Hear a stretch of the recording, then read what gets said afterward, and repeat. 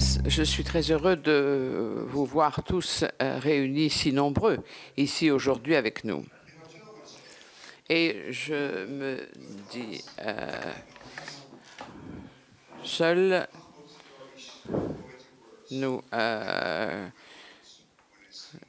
lorsque je vois ces souffrances dans la région, je pense à ce poète. Et aujourd'hui, nous sommes tous d'accord pour dire qu'il faut y mettre un terme. Nous sommes également tous d'accord sur ce à quoi devrait ressembler une solution négociée, une solution à deux États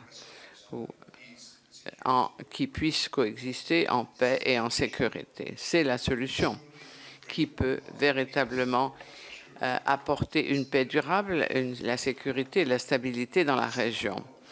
Dans ces moments très sombres, cette solution est de plus en plus éloignée. Et cette réunion, on a l'impression que c'est vraiment un léger espoir dans la nuit.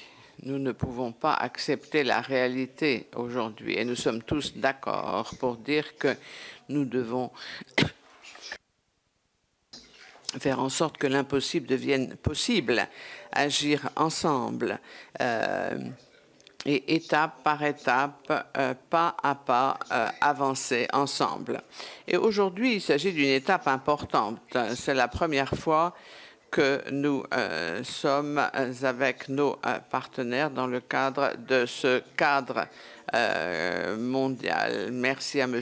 Burita, merci à vous tous pour votre présence. Cette collaboration aujourd'hui est importante et nous avons besoin de résultats au niveau de cette alliance.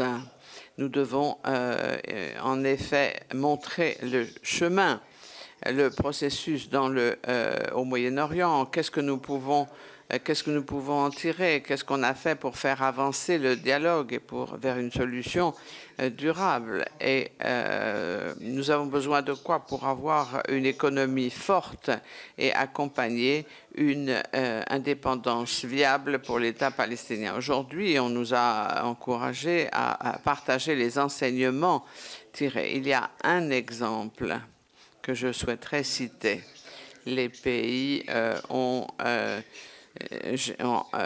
géré des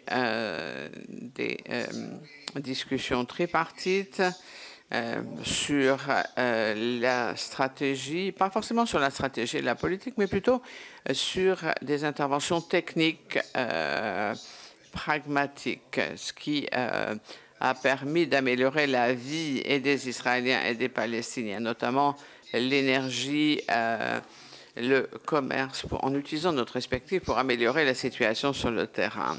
Cela nous a permis, donc tout cela était construit avant la guerre, comme par exemple des canaux, y compris dans la bande de Gaza. Cela a aidé à accompagner l'activité économique de la Palestine. Il y a un exemple de coopération qui peut mener à un dialogue et à la confiance. Mais aujourd'hui, tout cela est à l'arrêt. Nous n'avons plus de confiance entre les deux parties. Il faut reconstruire cette confiance. Lorsque je pense à ces petits pas,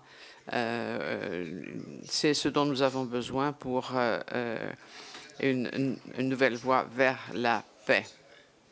Et c'est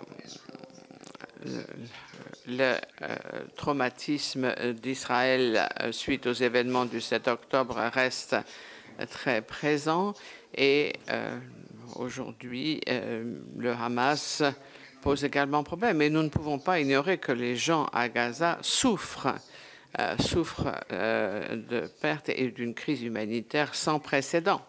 Et je voudrais répéter notre position. Il faut lever l'interdiction sur la livraison de l'aide humanitaire. Et comme nos ministres l'ont expliqué hier, nous avons besoin d'aide humanitaire, et parce que cela ne suffit pas compte tenu des besoins sur le terrain.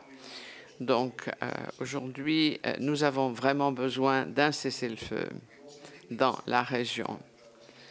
Et les développements dans la bande de Gaza, l'expansion des colonisations israéliennes sont également un problème. C'est une situation où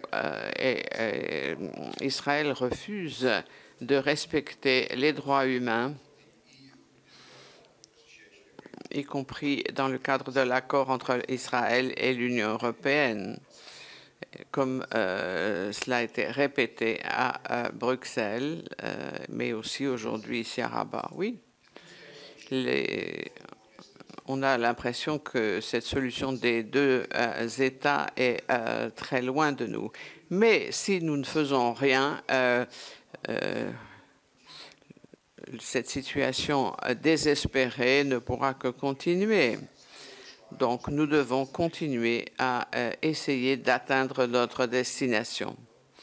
Aujourd'hui, nous souhaitons être la lune qui éclaire les ténèbres.